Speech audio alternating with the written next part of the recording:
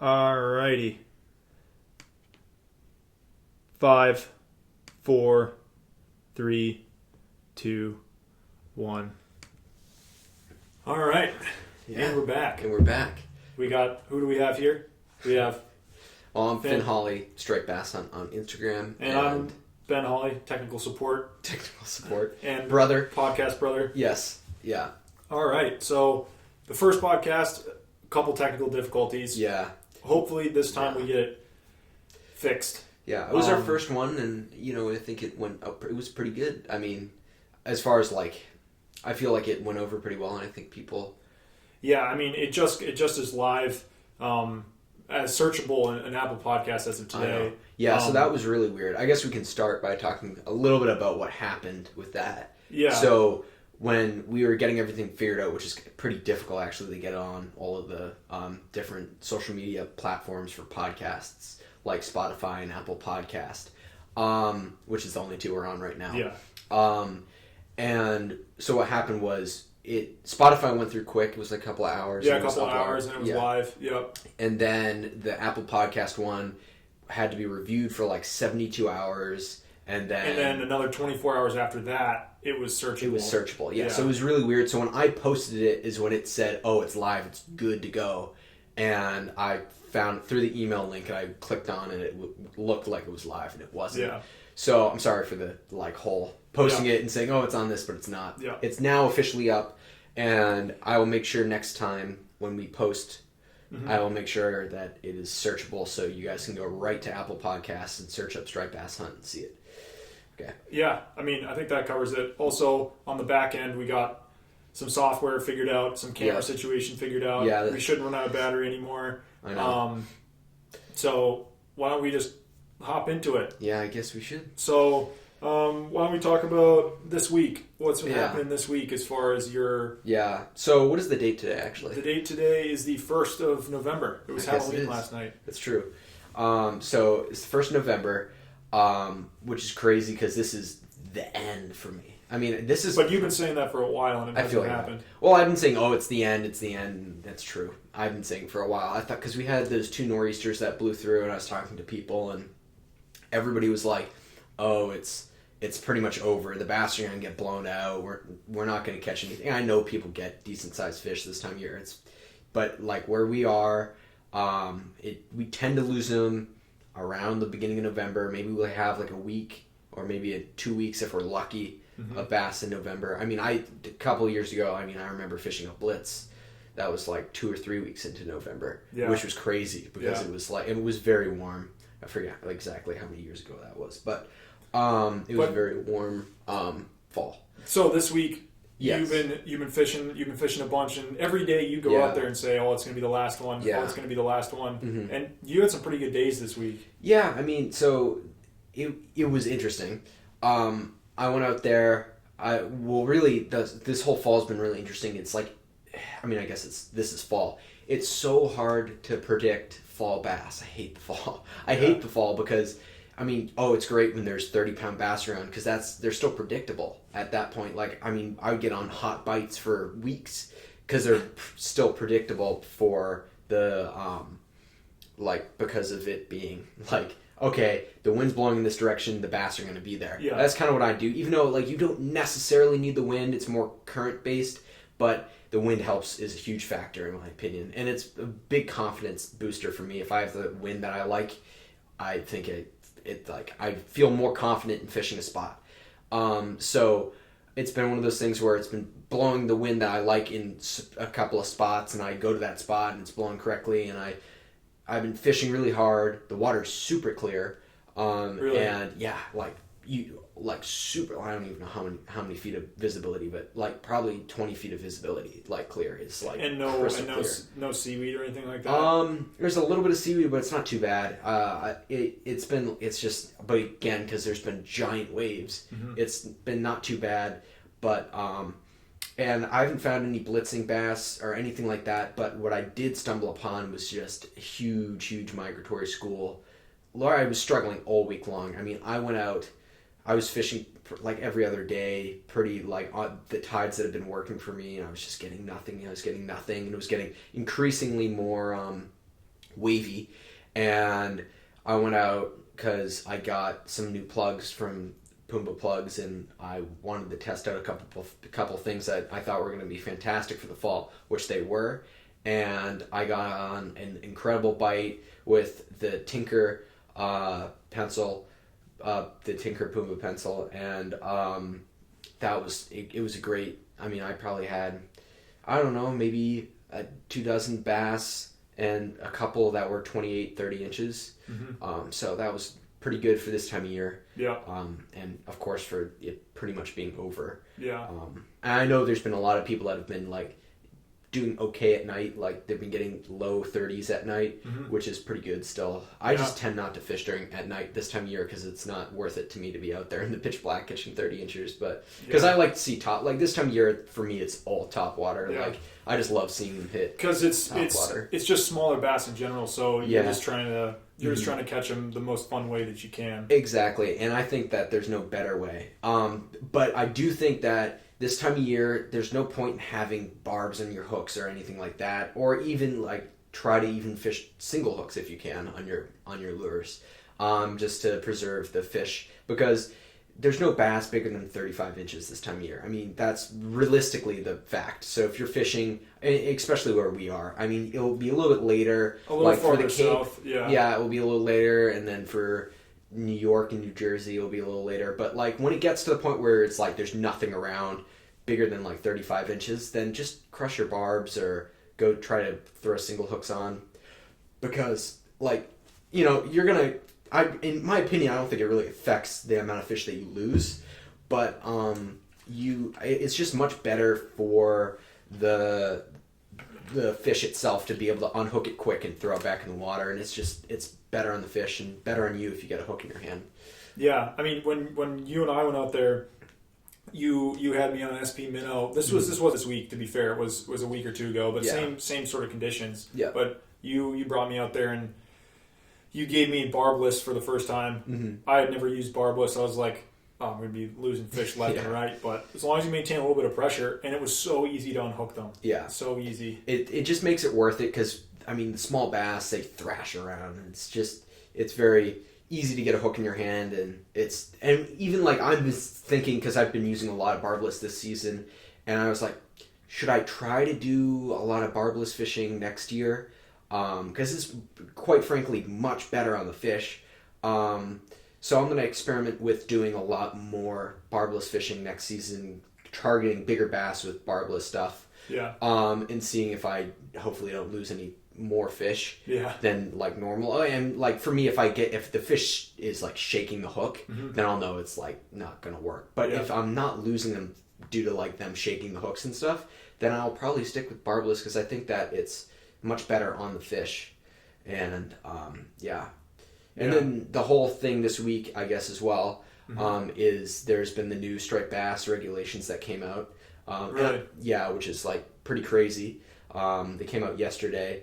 So when do they go into effect? I think next season. I'm not like, this is like, I haven't done any research on this. I've just this is just off the cuff. Yeah, exactly. Cutting edge news. Yeah, pretty much. Take with it what you will. Yeah, may exactly. Or may not be 100% accurate. Don't quote me on anything that I'm about to say. But I think I'm pretty sure that it's 28 to 30 inches. I know at least it is for around here in Massachusetts. It might be different for other states. Maybe, I don't know. So but they're shifting it from 28 and above to 28 to is it? Yeah, I think it's a slot size between 28 and 35. Yeah. Which I don't know how I feel about that, because I think that's like the key size breeding fish. But at the same time, I'm like no scientific expert, so I have no idea. I mean, I'm totally like, I shouldn't even go into this because there's going to be people that are like super into this, and I don't want to like step on anybody's toes. Exactly. But I think it's important you like just to mention it and say that it's coming down the pipe, and maybe we do an episode specifically with a call-in with somebody who knows what they're talking about or something like that. Yeah. So I think that's probably a good idea, and I will spend the next week reading all this stuff, all the new regulations. I think circle hooks now are also mandatory, something like that. Again, for bait.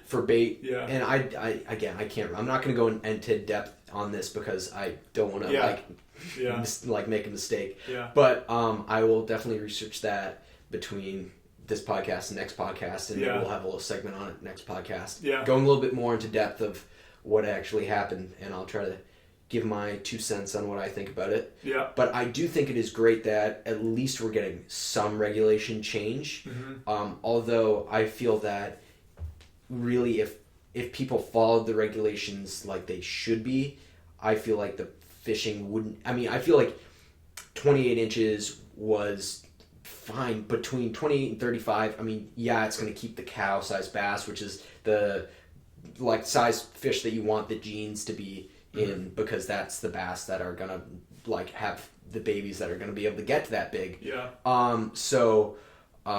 It leaves those guys out there. Exactly. So that's good, and I think that that's a good thing. I feel like if people follow the regulations of 28 inches would have been good.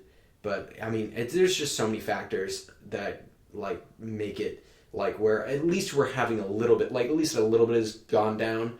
I hope that people are just at least paying attention to striped bass conservation, period, but and trying a little to make bit. some changes. Yeah, but trying with so many quotes around I know, that. but still, it's better than there just being no action whatsoever. Exactly. That's what I'm trying to get at, because I think that it's good that that's a thing now, that we have a little bit more, the regulations are a little bit better, and again, a little bit better in quotes, because maybe it's worse that we're taking that size bass out. Who knows, though? I mean, it will really... Time will tell, I guess. Yeah. I mean, if it makes the population...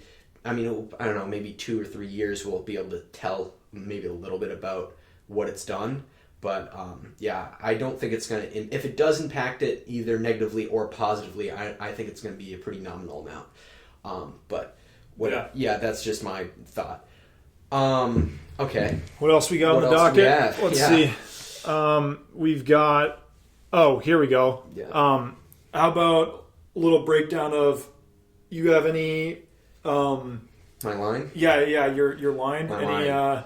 So here's something that so I in the last podcast I talked a lot about how I used 50-pound braid and 65-pound fluorocarbon leader. And people were like, well, that's heavy. And yes, it is. It is super heavy. I mean, part of the reason I use super heavy gear is because I'm in structure that is very brutal on your gear. And you can claim all you want. You can catch a 40-pound bass on 6-pound test, which, you can probably do that. But, it's all about, a lot of it's, where you are and what the fish does. I just think, in my opinion... The bass are, I mean, they have too much, they have way too much in their favor as far as a big fish is powerful. It heads for the rocks. It's not gotten that big for not probably at least getting out of a few people's hands a couple of times by either breaking their line or something like that. It's smart. It's a wily fish. Yeah, I guess. So that's the whole thing is I use big gear because I think that it makes my chances of catching a bigger fish better. And it doesn't hurt your chances. Yes, and I don't think it hurts your chances. And in my opinion, go as big as you can without it negatively affecting your fishing. So if I use super heavy gear, especially if I'm eeling. So I'll even go up where I'm using 65-pound or 80-pound braid and 80-pound fluorocarbon leader, and so that's so big. So that's really, really big. But the thing is, you hook a 45-pound, 50-pound bass in a boulder field, in a shallow boulder field, and you put on 25, 30, 40 pounds of drag on the fish, and you want to be able to turn it and pull it away from the rocks. And the other thing is, I think it's healthier on the bass to fight hard. Because you can just yank it in and it's quicker. I mean, you're still going to get the fight. I don't care. I mean, it is... they fight so hard that I don't care if you have your Daiwa dog fight or your salty... or whatever it is, the Shimano Stella, cranked down all the way. It's going to pull some drag out of you. A 40-pound bass will pull drag. Yeah. So you're going to get a fight out of the fish. But you also want to take it into consideration that you want to... have the fish get in quick, unhook it. If you want to take some pictures, get it back in the water, revive it, and release it. So if you can do that, the faster you do that, in best case scenario, you pull it up, you touch it, and you unhook it instantly in the water. Best case scenario. Yeah. It's the best on the fish. That ensures the best survival rate of a big fish. Now, I mean, at least in my case, I try to take some pictures of the bass, and what I'll do is I'll catch the bass, I'll keep him in the water, I'll hold them up, take a picture or two, set it back in the water, and release it. Mm-hmm. And yeah, I mean, I've made mistakes when handling the bass that I'm not proud of, as far as putting my hand in their gills. But I mean, I've talked to a lot of people about that on Instagram that are way smarter than I am.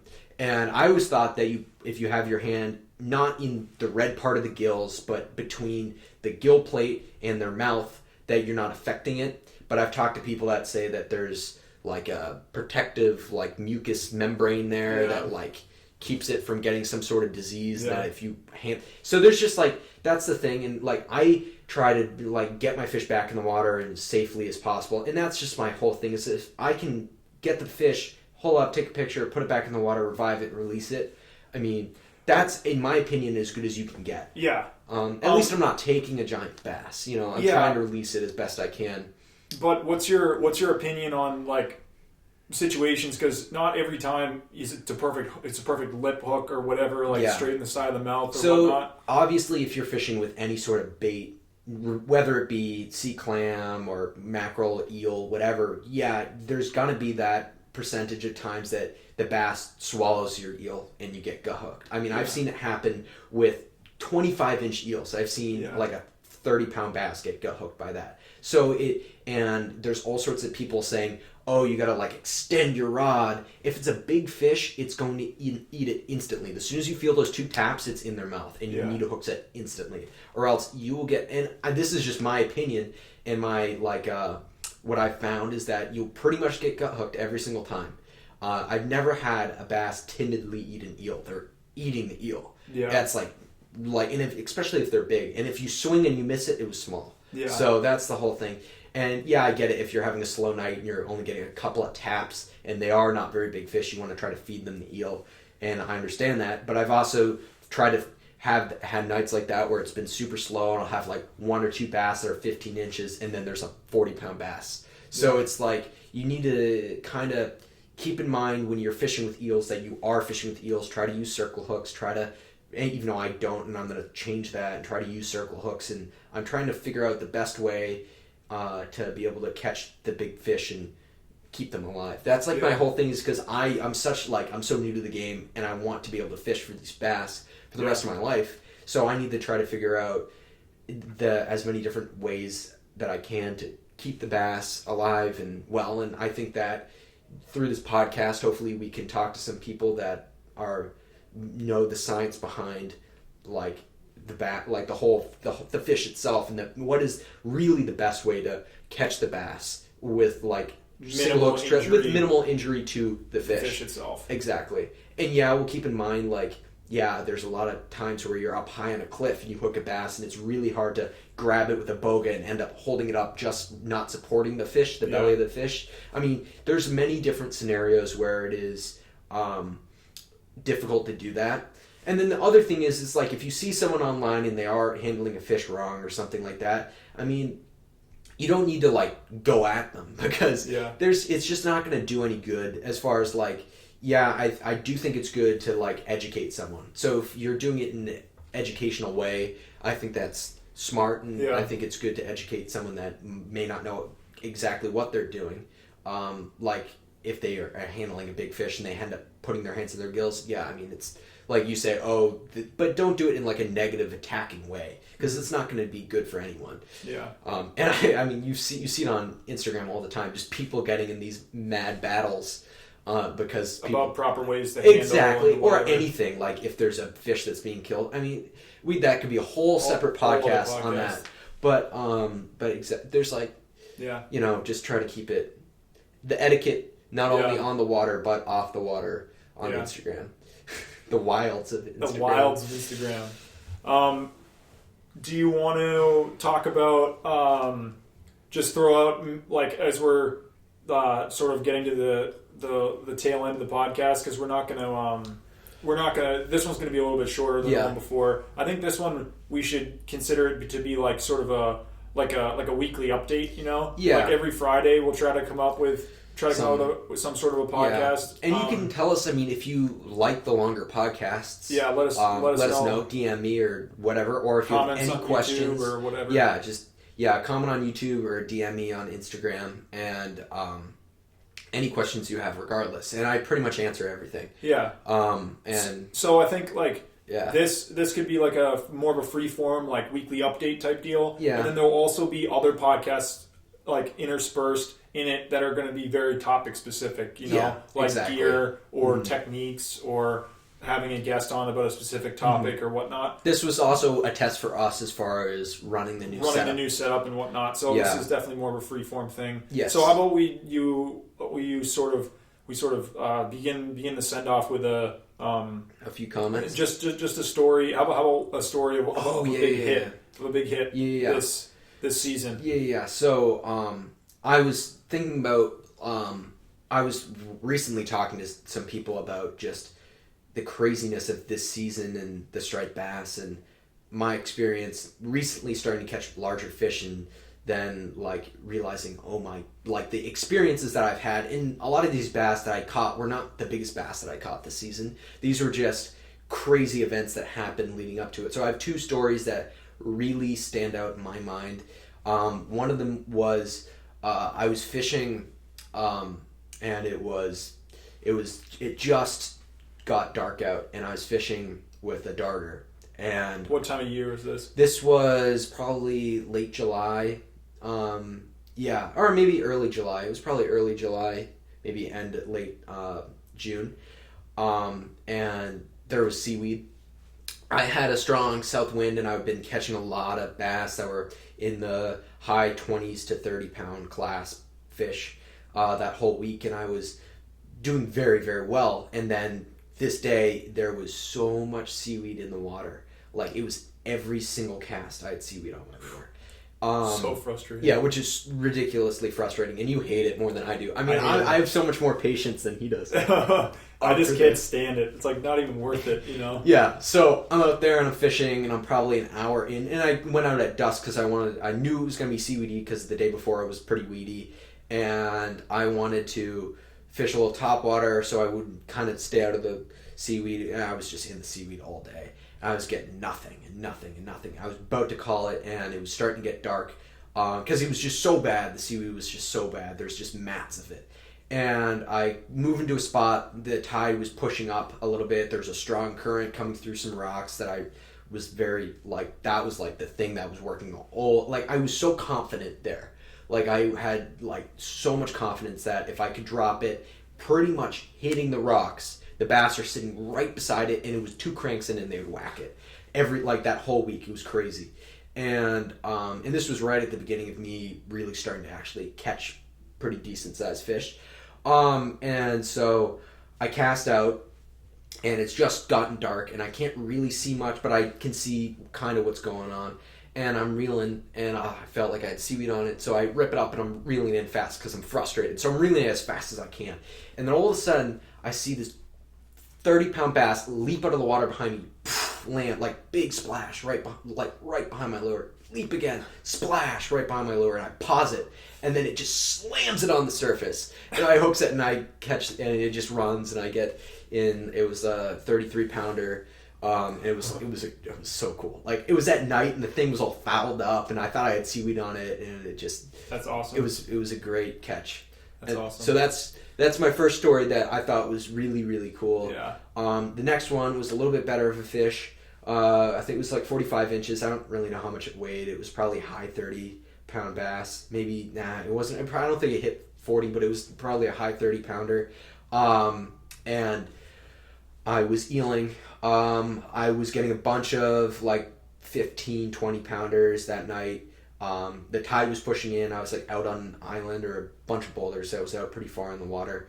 So I was starting to move back, and there's huge waves. I mean, absolutely massive waves. And I didn't think I could get out the eel to where I was getting these bass that were pretty decent. And so I set up in the spot. It's a super narrow channel between these giant boulders on either side. And I was like, there's no way there's a bass in here. But what the hell? I'm going to throw a eel at it. And so I set up there and I cast out as hard as I can. I get the thing out just past those boulders. I take probably 3 cranks, and there's a huge wave coming, probably the biggest one of the night. And then I just feel this bass just boom, just like hits it. And when a big fish hits, generally they'll come up to the surface and they'll thrash a bit and they'll take off for a run. And so I hook into this fish, and there's giant waves coming. The bass comes up through the top of the giant wave, leaps out of the top of the wave. Wow. And this is a high 30-pound bass, and then the wave crashes, and the bass is probably 8, maybe 10 feet in the air, and it's a high 30-pound class fish. And I'm staring at this bass just like super high up in the air. And I'm like, oh my gosh, and it just lands. I thought it could have been a bluefish. Because I was like, bass don't jump like this. Yeah. And it just didn't really compute that the wave crashed and it was coming up through the top of the wave. But it leapt out of the water so high, fully out of the water.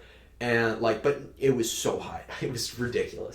And then it lands and it runs in between these boulders, and I'm trying to pull it, and I'm fighting it in between both sides, and I finally get it through this little narrow gap, and it's a nice 30-pound class bass. Wow. And that was just so epic. I mean, that was probably one of my favorite ones of the season. That's awesome. I mean, that was one of my favorite hits of the season. Yeah.